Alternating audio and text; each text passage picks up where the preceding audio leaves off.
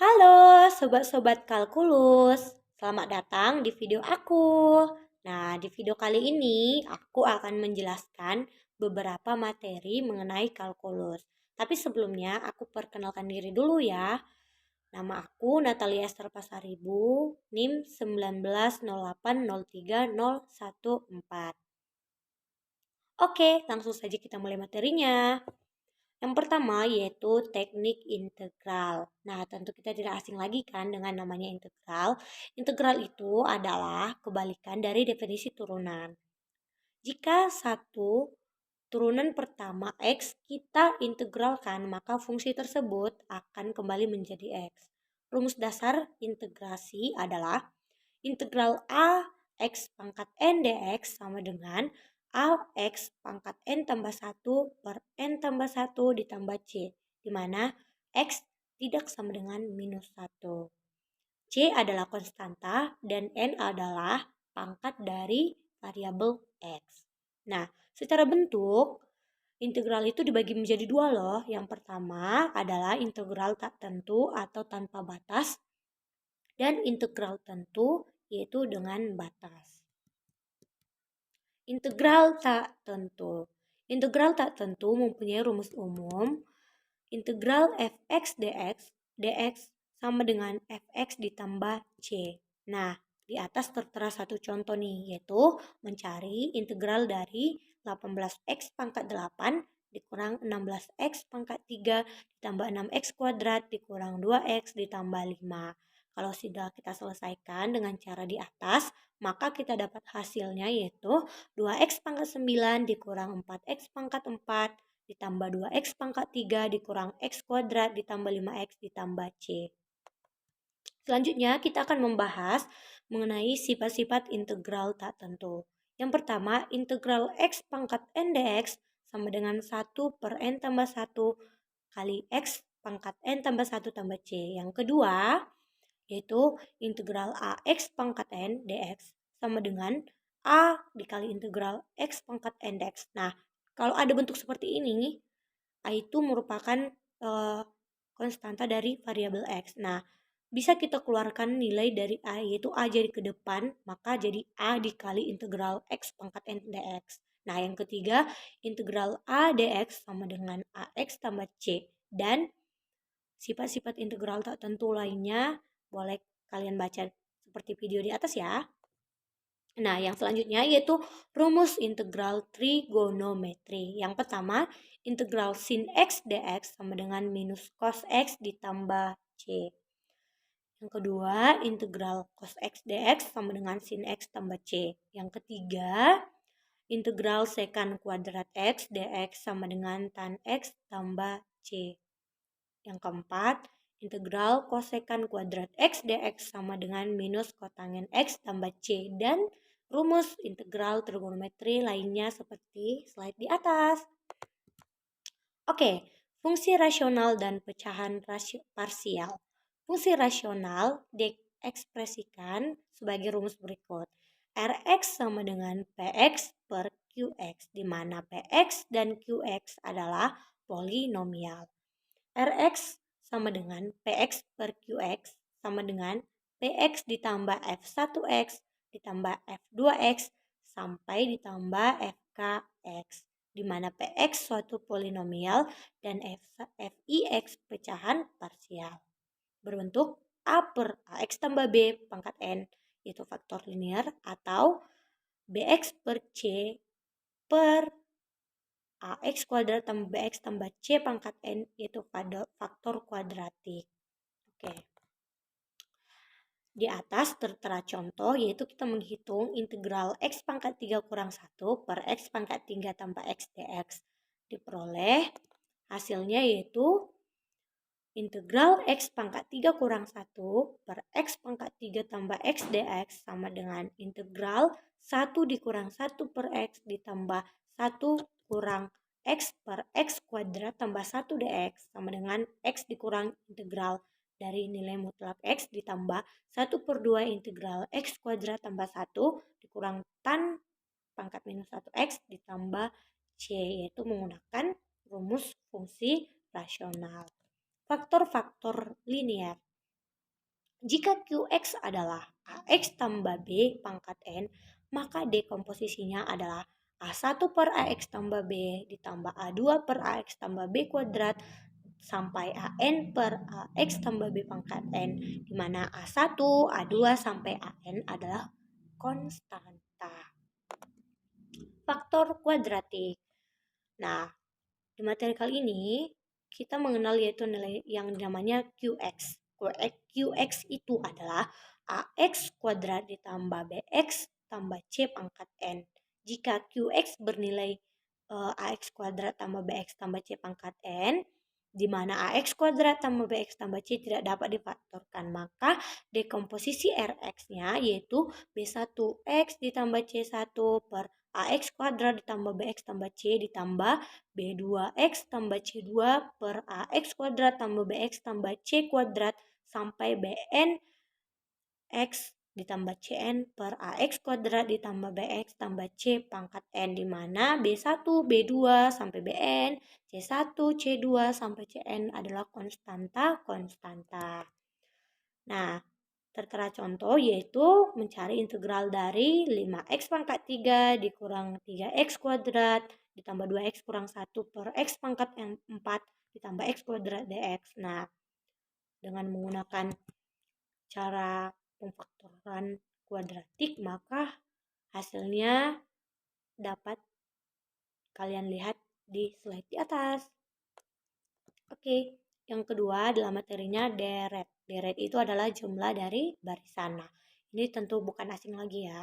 Nah, sigma dari AN untuk N sama dengan 1 sampai tak hingga seperti contoh di atas itu disebut dengan deret. Jumlah parsial ke N dari deret Sn merupakan jumlah deret hingga suku ke N. Sn sama dengan A1 tambah A2 tambah A3 sampai AN. Deret pangkat. Definisi deret pangkat bisa kita lihat dalam rumus seperti di atas, yaitu sigma dari Cn X kurang A pangkat N untuk N sama dengan 0 sampai tak hingga sama dengan C0 ditambah C1 kali X kurang A ditambah C2 dikali X kurang A kuadrat ditambah C3 dikali X kurang A pangkat 3 sampai seterusnya, di mana X adalah variabel Cn dan A adalah konstanta. Di atas adalah beberapa contoh dari deret pangkat. Misalnya yang pertama 1 dikurang X per 2 ditambah X kuadrat tambah 4 kurang X pangkat 3 per 8 sampai minus X pangkat N per 2 pangkat N tambah seterusnya, dan beberapa contoh deret pangkat seperti berikut ini. Nah, operasi-operasi deret pangkat. Nah, yang pertama itu pasti tidak asing lagi ya, yaitu seperti operasi aljabar biasanya, yaitu penjumlahan, pengurangan, pembagian, dan substitusi. Yang kedua, operasi deret pangkat itu yaitu turunan dari deret. Yang ketiga, integral deret. Oke. Operasi-operasi deret pangkat. Deret geometri, sigma dari X pangkat N untuk N sama dengan 1 sampai tak hingga adalah contoh deret pangkat X dengan AN sama dengan 1.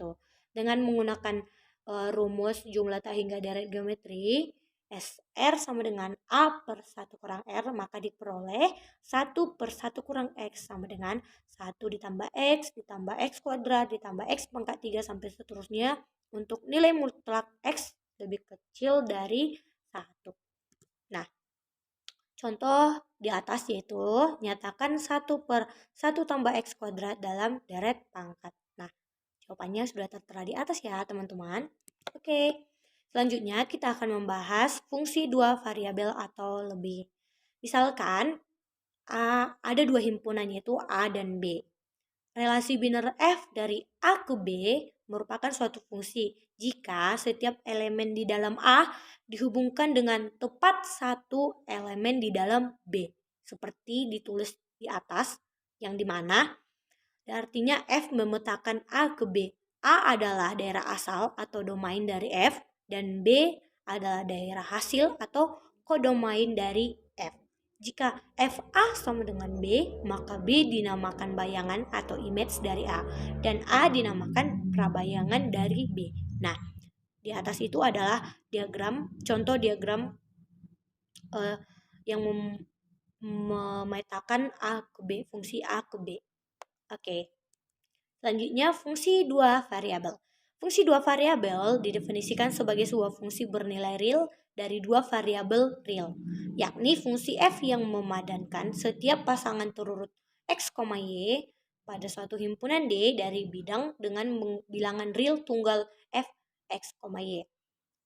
Nah, selanjutnya, kurva ketinggian dan peta kontur. Yang pertama, untuk memudahkan kita membuat sketsa grafik fungsi z sama dengan x, fx, y, kita misalkan kita berikan bidang mendatar z sama dengan c yang memotong permukaan kurva seperti gambar di atas. Nah, yang kedua itu proyeksi kurva tersebut pada bidang x, y disebut kurva ketinggian, sedangkan kumpulan kurva-kurva yang demikian itu, kurva-kurva itu disebut dengan peta kontur. Nah, contohnya tertera di atas yaitu gambar peta kontur untuk permukaan yang berpadanan dengan dua fungsi berikut. Z sama dengan 1/3 akar 36 kurang 9x kuadrat dikurang 4e y kuadrat, dan Z sama dengan y kuadrat dikurang x kuadrat. Nah, ini merupakan gambar dari peta kontur yang diminta untuk dua fungsi yang berpadanan Z tersebut. Berikut adalah peta konturnya. Nah, yang selanjutnya itu fungsi tiga variabel atau lebih. Beberapa kondisi terkadang ditentukan oleh tiga variabel atau lebih, tidak selalu dua variabel ya. Maka fungsi itu bisa menggunakan dua variabel, tiga variabel atau lebih. Nah, sekarang kita akan membahas bagaimana jika fungsi tersebut menggunakan tiga variabel atau bahkan lebih dari tiga variabel. Nah, misalnya suhu di suatu ruangan yang dipengaruhi oleh lokasi x, y, z, x, y, z sehingga menghasilkan fungsi t, x, y, z. Itu menggunakan tiga variabel. Contoh yang berikutnya yaitu nilai rata-rata ujian 30 mahasiswa. Misalnya ada 30 mahasiswa nih, dipengaruhi oleh masing-masing nilai mahasiswa tersebut x1, x2 sampai x30 sehingga menghasilkan fungsi n x1, x2 sampai x30. Nah, itu merupakan itu adalah variabel yang banyak, lebih dari 3 variabel. Nah, itu adalah contoh-contoh dari fungsi 3 variabel atau lebih. Materi selanjutnya yaitu limit dan kekontinuan. Limit fungsi pengertian limit secara intuisi. Perhatikan fungsi di atas yaitu fx sama dengan x kuadrat kurang 1 per x kurang 1. Itu merupakan contoh fungsinya. Nah, fungsi di atas itu tidak didefinisi di x sama dengan 1 karena di titik tersebut x berbentuk 0 per 0. Tapi masih bisa kita nyatakan beberapa nilai fx jika x mendekati 1. Dengan bantuan kalkulator seperti tabel di atas itu diperoleh nilai fx bila x mendekati 1. Nah, secara matematis dapat dituliskan sebagai fungsi berikut yaitu limit x menuju 1 untuk x kuadrat dikurang 1 per x kurang 1 sama dengan 2. Dibaca limit dari x kuadrat kurang 1 per x kurang 1 untuk x mendekati 1 adalah 2. Oke, definisi limit secara intuisi untuk menyatakan bahwa limit dari fx untuk x mendekati C sama dengan L berarti bahwa X dekat. Nilai X-nya itu dekat tetapi berlainan dengan C, maka fx dekat dengan L. Sifat-sifat limit fungsi. Misalkan limit dari fx untuk X menuju A sama dengan L dan limit dari Gx untuk X menuju A sama dengan G, maka yang pertama itu limit dari fx plus minus Gx untuk X menuju A sama dengan limit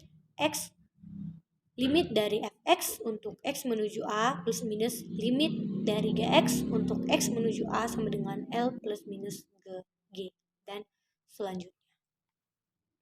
Seperti sifat-sifat limit fungsi lainnya. Oke, selanjutnya yaitu limit kiri dan limit kanan. Definisi limit kanan. Seperti gambar tersebut, jika X menuju C dari arah kiri, dari arah bilangan yang lebih kecil dari C, limit disebut limit kiri. Kalau X-nya menuju ke C dari arah kanan, yaitu dari arah bilangan yang lebih besar dari C, maka limit itu disebut dengan limit kanan. Oke, selanjutnya hubungan antara limit dengan limit sepihak, yaitu limit kiri dan limit kanan. Berikut ini menggambarkan hubungan dari limit dan limit sepihak. Limit dari fx untuk x menuju c sama dengan L jika dan hanya jika limit dari fx untuk x menuju c negatif sama dengan L dan limit fx untuk x menuju c positif sama dengan L. Prinsip apit. Misal fx lebih kecil sama dengan gx, lebih kecil sama dengan hx untuk x di sekitar c, dan limit fx untuk x menuju c sama dengan L serta limit hx untuk x menuju c sama dengan L. Maka limit gx untuk x menuju c sama dengan L. Selanjutnya itu limit fungsi trigonometri. Yang pertama, limit sin x untuk x menuju 0 sama dengan 1. Yang kedua, limit cos x untuk x menuju 0 sama dengan 1. Yang ketiga, limit tan x per x untuk x menuju 0 sama dengan 1. Berikut diberikan satu contoh dari limit fungsi trigonometri dan penyelesaiannya. Oke, selanjutnya limit tak hingga dan limit di tak hingga. Limit tak hingga berbeda dengan limit di tak hingga. Misalkan, limit fx untuk x menuju a sama dengan L, yaitu tidak sama dengan 0, dan limit gx untuk x menuju a sama dengan 0, maka limit fx per gx untuk x menuju a sama dengan yang pertama, dia bisa limit fx per gx untuk x menuju a bisa memiliki beberapa nilai dengan syarat-syarat tertentu, yaitu yang pertama bisa bernilai positif tak hingga jika L lebih besar dari 0 dan gx menuju 0 dari arah atas. Nah, yang kedua juga bisa dia bernilai minus tak hingga jika nilai L-nya lebih besar dari 0 dan gx menuju 0 dari arah bawah. Yang ketiga, bisa juga bernilai positif tak hingga jika nilai L-nya lebih kecil dari 0 dan Gx menuju 0 dari arah bawah. Yang keempat, bisa bernilai minus tak hingga jika nilai L lebih kecil dari 0 dan Gx menuju 0 dari arah atas. Yang selanjutnya, limit di tak hingga. Kalau tadi kita membahas limit tak hingga, yang sekarang limit di tak hingga. Yang pertama, limit fx untuk x menuju tak hingga sama dengan L. Yang kedua adalah limit fx sama dengan L untuk x menuju minus tak hingga. Terlihat seperti grafik di atas. Selanjutnya, kita akan membahas kekontinuan fungsi. Fungsi fx dikatakan kontinu pada suatu titik x sama dengan a jika yang pertama, fa ada. Yang syarat kedua, limit fx untuk x menuju a ada, artinya tidak bernilai 0. Yang ketiga, syaratnya yaitu limit fx untuk x menuju a sama dengan fa. Jika paling kurang salah satu syarat tersebut dari 3 syarat itu tidak dipenuhi, maka f dikatakan tidak kontinu di x sama dengan a. Maka fx itu dikatakan kontinu di suatu titik x kalau ketiga-tiga syarat di atas itu terpenuhi. Jika salah satunya tidak terpenuhi, maka fungsi f itu tidak dikatakan tidak kontinu.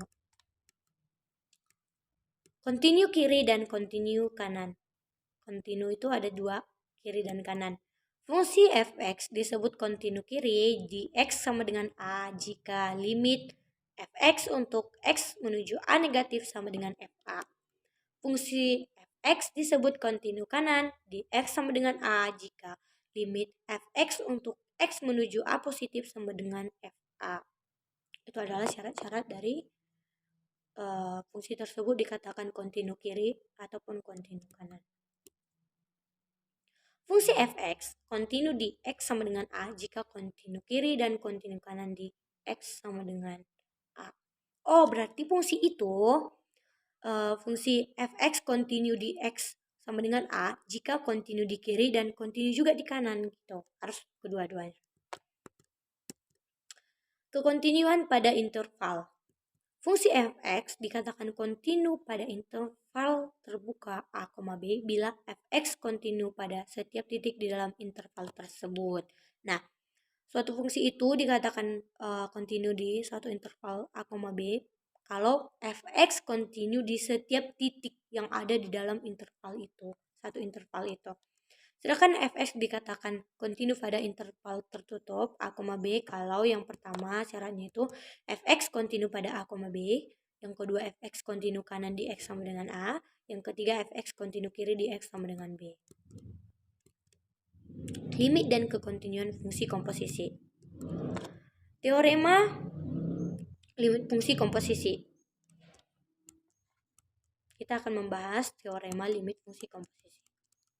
Jika limit gx untuk x menuju a sama dengan L dan fx kontinu di L, maka limit f gx untuk x menuju a sama dengan f limit gx untuk x menuju a sama dengan fl. Teorema kekontinuan fungsi komposisi. Jika gx kontinu di a, fx kontinu di ga, maka fungsi f nokta gx kontinu di a. Buktinya tertera seperti slide di atas. Oke, demikian materi yang bisa aku jelaskan, beberapa materi mengenai kalkulus. Kalau ada kata-kata yang kurang baik atau kurang dimengerti, mohon dimaafkan. Oke, semoga video aku bermanfaat. Semoga materi yang aku jelaskan bisa membantu teman-teman dalam memahami materi-materi mengenai kalkulus. Terima kasih, dadah.